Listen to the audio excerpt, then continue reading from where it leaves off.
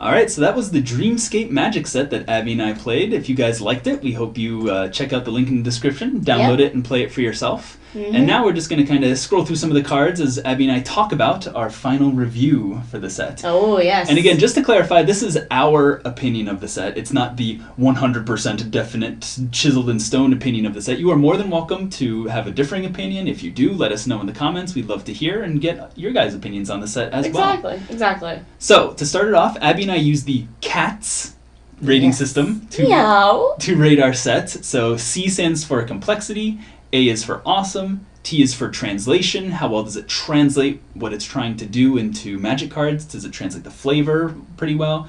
And S is satisfaction, just our overall satisfaction with the set. So we're going to start out with C, complexity. And yeah, this was a complex set. Oh, it was very complex. So I'm going to have to go ahead and give this one a D. So that might seem a little harsh at first, but let me explain. So first of all, the main mechanic of the set, Dreamwalk, which if you remember, is this creature can't be blocked by untapped creatures, but tapped creatures can block it.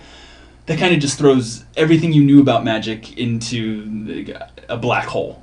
Well, I don't. My opinion of the complexity isn't as harsh as yours, but I'd give it at least a C or a B because I think that I liked Dreamwalk, to be honest, even though I forgot a couple times about what it was. Even after playing 2 exhibitions, a sealed and a draft, you forgot about it many times. Right, but I think that if it was played more, if we played it more, then I think we would get to be at a point where we'd understand it a lot better. That's also an important point you bring up, is that when Wizards releases an official set, people are kind of quote-unquote forced to play it over and over again for the whole season. Exactly. But when someone releases a custom set, they have an even tougher job than Wizards, really, because they have to make a set that someone may only play once or twice ever, and they really have to make it the best experience possible. And if something is really complicated, like Dreamwalk, then it makes it a harder sell for that set. But anyway, that's just one point, really, against the complexity, was Dreamwalk. Then there was also Premonition. So Premonition, this one comes with a bit of an asterisk in the corner. So this one was, I think it'd be really cool in real life if you actually printed off the cards and put them face up into your library. But on Cockatrice, oh man, it was so hard to keep track of drawing cards, getting milled, and I shuffled my deck, so I need to put it away again. And I understand that, but I think again with my opinion with Premonition is, again, even though it's hard to keep track of on Cockatrice in digital format as opposed to actually having it in your physical deck and printing it out, I still think it's an interesting mechanic, to be honest. Yes, it's a little bit more difficult on Cockatrice, but I liked it. It is interesting, but we're judging complexity right now, and it is complex. It is complex, yes. And the last real kind of strike against the set for complexity is all the graveyard interactions. Flashback is fine because you're going to be self-milling yourself a lot, but then you get things like Somei Delver, which took me a whole match to realize, oops, you don't sacrifice it, you exile it from your graveyard, or there's many other things that you exile from your graveyard, like Dread Amalgamation. So it's just, you have to keep track, when you're playing this on Cockatrice, you have to keep track of what you have on the battlefield, what you have on the graveyard. Do I have anything in Premonition? Did I just mill myself? Do I have to take counters off of it? So it's just extremely complex if you're going to be playing it on Cockatrice. So, all right, so moving on to A, Awesomeness. I'm going to go ahead and say that this one is kind of a C. So again, I like the fact that I actually really like the fact that this set takes a huge risk and does uncharted territory with Dreamwalk, kind of taking something that we never thought would be possible. And again, same thing with Premonition, putting face-up cards into your deck. These are both very new, very radical things. But aside from that, it doesn't really do too much other stuff that's very innovative or cool. You know what I mean? It's agree. There's a couple rares that we really liked, like Aisha Child Dreamer and Aisha's Caretaker. Those are bomb. These are still probably my 2 favorite cards in the set. But aside from these things, I don't know what I would tell a friend to get them super excited about playing this set, aside from Dreamwalk.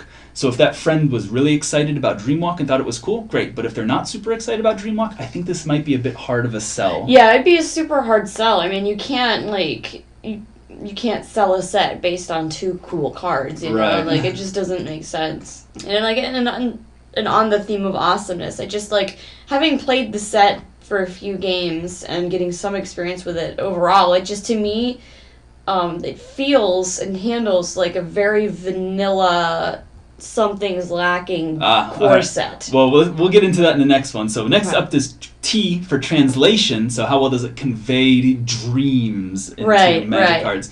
So I think, I'm going to have to give this one a C as well. So do you want to talk about that a little bit since you were starting off? Well, yeah. I mean, like, this set is supposed to, deal with dreams. There's some nightmarish stuff. There's some dream stuff. But, like, overall, having played it and looked at the cards and all the new mechanics and everything, to me, it feels in gameplay and in just looking at the cards, it feels very much, like I said, like a vanilla core set. It doesn't really have, there isn't much to the story intertwined in with the cards. And it's just kind of... There is a story. The creator did post a story online, but I would like the story to just come through a little bit more clearly in the cards themselves, I think, as that's what, Wizards usually tries to do. But right here, I just don't really get a sense of what the story is. Like when we played the Lorado set, there was a real good sense of the conflict between all the different factions and different races on the plane. But here, I don't really know exactly what's going on here. And it's just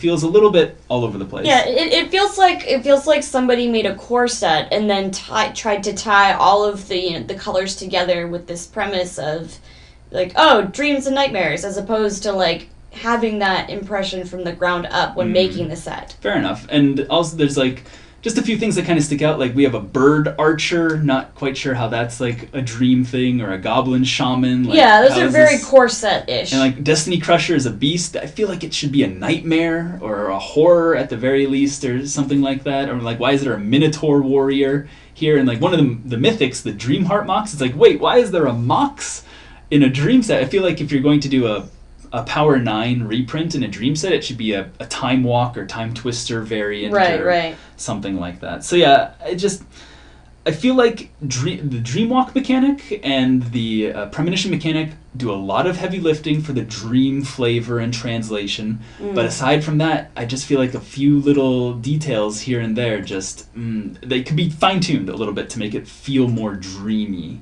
not in the boy band way. It's just... dreamish, you know. So and Abbey and I were thinking of a couple other mechanics, just throwing things out there. Here's another idea of a dream mechanic. So here, dream, when this creature enters the battlefield, create a 2/2 colorless dream enchantment creature. And then when this creature leaves the battlefield, exile a dream you control. So it's you have creatures that only exist in dreams.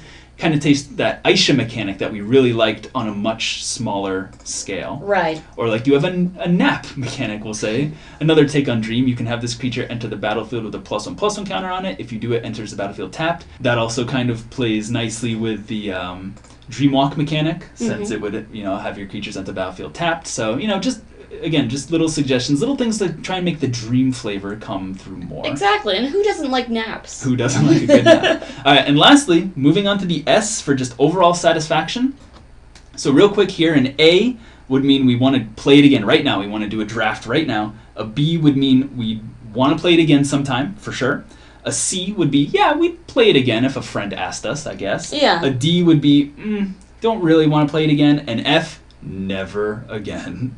So I'm going to have to say that this one, for me, is a D, again with a little asterisk note. I'd rate mine one higher than yours. I'd rate mine at a C with an asterisk. Okay. Because if a friend wanted to play, I'd be like, all right, sure, whatever. All right, and the reason we have an asterisk here is because it means I wouldn't want to play it again on Cockatrice.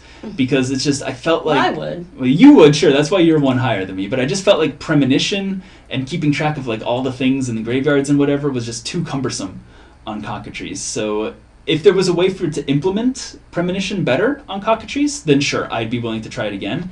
And if I had a friend who actually printed out this whole set in physical cards and asked me to play, I would be more than willing to give it another try and see if Premonition feels different in regular cards than it does on the computer, which I'm sure it would. Right.